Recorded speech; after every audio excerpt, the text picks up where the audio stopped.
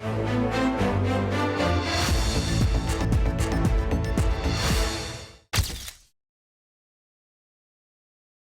rise to present the budget for the year 2020-2021. Sir, in May 2019, Prime Minister Modi received a massive mandate to form the government again. With renewed vigor, under his leadership, we commit ourselves to serve the people of India with all humility and dedication. People of India have unequivocally given their Janadesh for not just political stability and also reposed faith in our economic policy. This is the budget to boost their incomes and enhance their purchasing power. Only through higher growth we can achieve that and have our youth gainfully and meaningfully employed. Let our businesses be innovative, healthy, and solvent with use of technology. For today's youth, born at the turn of the century, for every member of the scheduled castes and scheduled tribes who seek a better life, for every woman wishing to stand up and get counted, for every individual from the minority sections of our society, this budget aims to give and have your aspirations and hopes addressed. We wish to open up vistas for a vibrant and dynamic economy with a gentle breeze of new technology. This vibrant India shall be a caring society which shall attend to its weak, the old, and the vulnerable among its citizens. During 2014-19, our government brought in a paradigm shift in governance.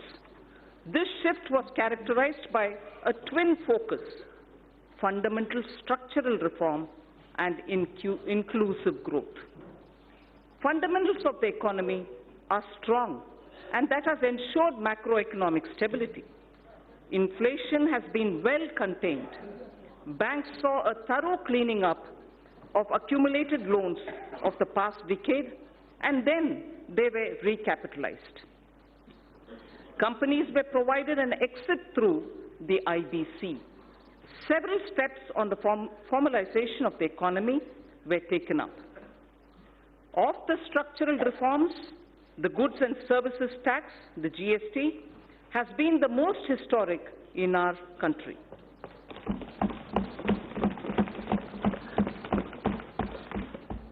Its chief architect is not with us today. I pay homage to the visionary leader, late Sri Arun Jaitley. At the time of rollout of GST, he had said, and I quote, It will be an India where the center and states will work harmoniously towards the common goal of shared prosperity. The unanimity of the constitutional amendment and the consensus of the GST Council highlights that India can rise above narrow politics for the nation's interest. With the GST, neither the state nor the center loses its sovereignty. In contrast, they will pool their sovereignty on decisions on indirect taxes, unquote. True to this vision for the historic structural reform, the Goods and Services Tax has been gradually maturing into a tax that has integrated the country economically. It has consolidated numerous taxes and cesses to one tax and facilitated formalization of the economy. It has resulted in the efficiency gains in logistic and transport sectors. The turnaround time for trucks has witnessed a substantial reduction to the tune of 20% due to abolition of checkposts in the GST. The dreaded Inspector Raj has also vanished. It has also led to a significant benefits to MSME by way of enhanced threshold and composition limit. The effective tax incidence on almost every commodity came down substantially. Through several rate reductions, an annual benefit of 1 lakh crore rupees has been extended to consumers. It amounts to 10% reduction in overall tax incidence. An average household now saves about 4% of its monthly spends on account of reduced GST rates. During this phase of maturing, GST did face certain challenges. This was natural, as transition was daunting. GST Council has been proactive in resolving issues during the transition. In the last 2 years, we have added more than 60 lakh new taxpayers. A total of about 40 crore returns were filed. 800 crore invoices were uploaded and 105 crore e-way bills were generated. There has been extensive engagement with stakeholders. A simplified new return system is being introduced from 1st April 2020.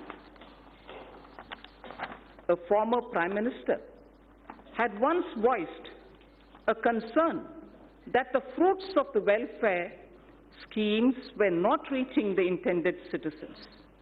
The common and deserving citizen was only receiving 15 paise of every rupee sent to him. Guided by Sabka Saath, Sabka Vikas, Sabka Vishwas, our government and our Prime Minister added manifold speed and scaled up the implementation of schemes and programs that directly benefited the poor and the disadvantaged. I wish to list out only a few as examples. 1. Welfare schemes with direct benefit transfer embedded in them. 2. Sanitation and water as provision of basic needs and as a measure of preventive health care. 3. Healthcare through Ayushman Bharat. Clean energy through Ujjwala and solar power. 4th. 5th. Financial inclusion, credit support, insurance protection to vulnerable sections and pension scheme. 6th, digital penetration with broadband and UPI.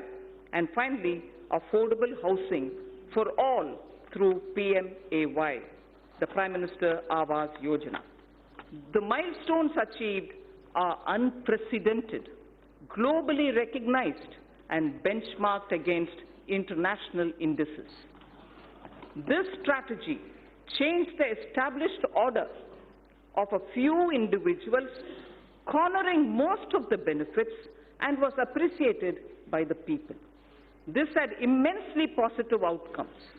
We have moved on from a growth rate of just over 4% in 1950s to 6% in 80s and in the 90s. However, during 2014 and 19, we clocked a growth of 7.4% on average, with inflation averaging around 4.5% itself. It is worthwhile to note that inflation was close to 9% in the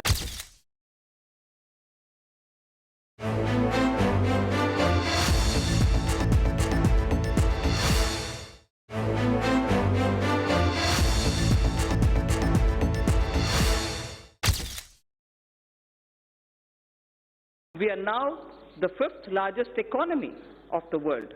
India's foreign direct investment got elevated to the level of $284 billion during 2014 and 19 from $190 billion that came in during the years 2009 to 14. The central government debt that has been the bane of our economy got reduced in March 2019 to 48.7% of GDP from a level of 52.2% 2% in March 2014. Just between 14 and 19, I recall this figure, the central government's debt in March 2019 has come down to 48.7% of the GDP from a level of 52.2% in March 2014. With this backdrop, our government shall work towards taking the country forward so that we can leapfrog to the next level of health, prosperity, and well-being.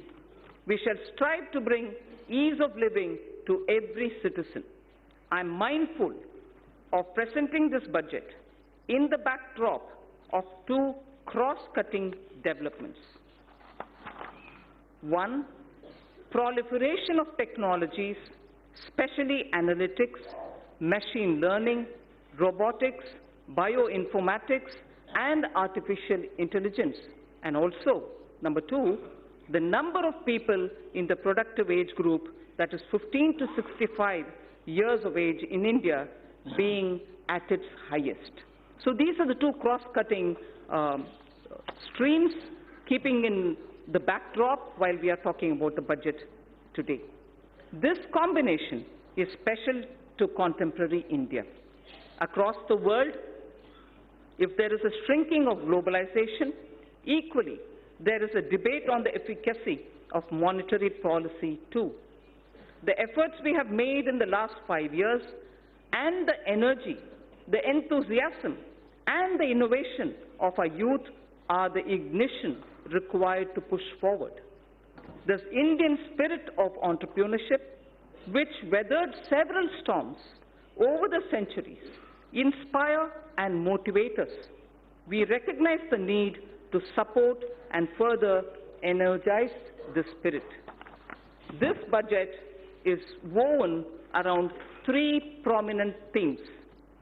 One, aspirational India, in which all sections of the society seek better standards of living with access to health, education, and better jobs. Two, economic development for all, indicated in the Prime Minister's exhortation of Sabka Saath, Sabka Vikas, Sabka Vishwas. This would entail reforms across swathes of the economy. Simultaneously, it would mean yielding more space for the private sector. Together, they would ensure higher productivity and greater efficiency.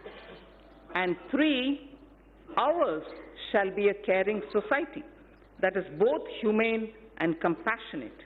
Antyodaya is an article of faith.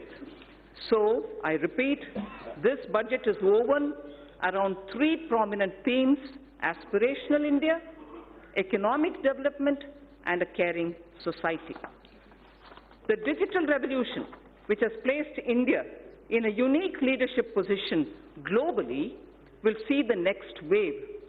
We shall aim to achieve seamless delivery of services through digital governance,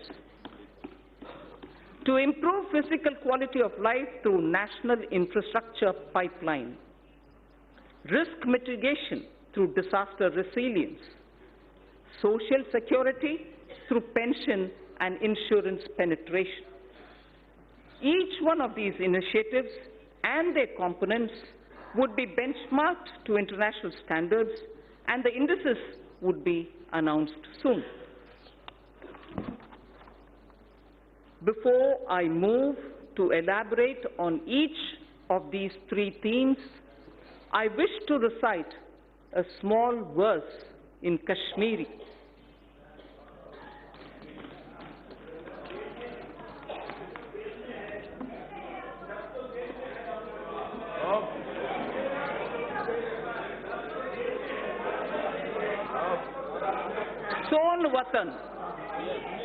Son Watan, Gulzar Shalimar Hyun. Son Watan, Gulzar Shalimar Hyun. Dalmans Folwun Pamposh Hyun. Navjawan An Hund, Wushan Kumar Hyun.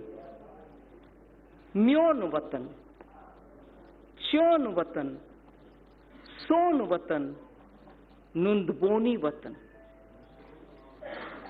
I'll read this in Hindi, not as a poem, but for the meaning. Hamara Watan, खिलते हुए शालीमार बाग जैसे. हमारा वतन खिलते हुए शालीमार बाग जैसे. हमारा वतन डल लेक में खिलते हुए कमल जैसा.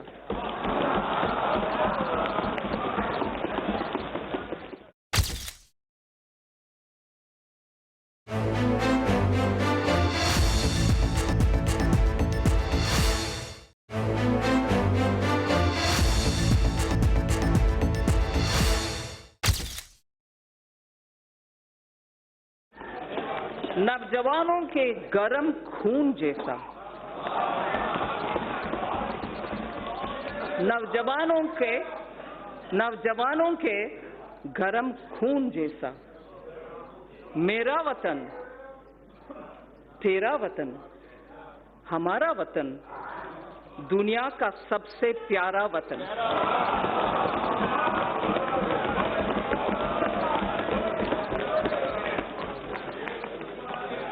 It is everything that we do here, everything that we speak through the budget, and everything that this government everything that this government does with the guidance and leadership of the Prime Minister is for this Pyara Watan. This poem, I must mention, is a poem written by Pandit Dinanath Kaul, who's a Sahitya Akademi awardee. Honorable Speaker, sir, I now move to the first of my theme, which is the aspirational India. I shall cover programs and plans related to agriculture, irrigation, and rural development. That's my first under the aspirational India theme. Second, wellness, water, and sanitation. That's the second under aspirational India. And the third is education and skills. I move to talking about agriculture, irrigation, and rural development. Our government is committed to the goal of doubling farmers' incomes by 2022. We have provided energy sovereignty through Kusum and input sovereignty through Paramparagat Krishi Vikas Yojana. We have provided resilience for 6.11 crore farmers insured under Pradhan Mantri Fasal Bima Yojana. Focus on cultivation of pulses, expansion of micro-irrigation through Krishi Sinchai Yojana have raised the self-reliance of the country. Provision of any annual supplement of the income to the farmer directly is done through PM Kisan. Connectivity through PM GSY, Gram Sadak Yojana, financial inclusion have helped raise farm incomes. Prosperity to farmers can be ensured by making farming competitive. For this, farm markets need to be liberalized. Distortions in farm and livestock markets need to be removed. Purchase of farm produce, logistics, agri-services need copious investments. Substantial support and hand-holding of farm-based activities such as livestock, apiary, and fisheries need to be provided for. Farmers desire integrated solutions covering storage, financing, and processing and marketing. Adopting sustainable cropping patterns and bringing in more technology are integral to our plan. All this and more can be achieved through working with and in cooperation with the states. The following 16 action points indicate our focus. We propose to encourage those state governments who undertake implementation of following model laws already issued by the central government. My first of the action points, 16 action points, but the first one is to encourage those state governments who undertake implementation of following model laws which are already passed and issued by the central government.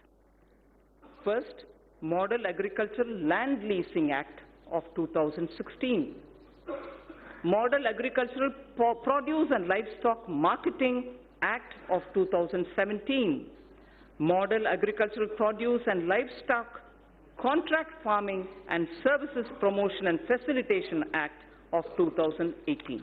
So 3 model agriculture-related laws we would like state governments to consider favorably. Second of the 16 action points, water stress-related issues are now a serious concern across the country. Our government is proposing comprehensive measures for 100 water-stressed districts. Our government is proposing comprehensive measures for 100 water-stressed districts.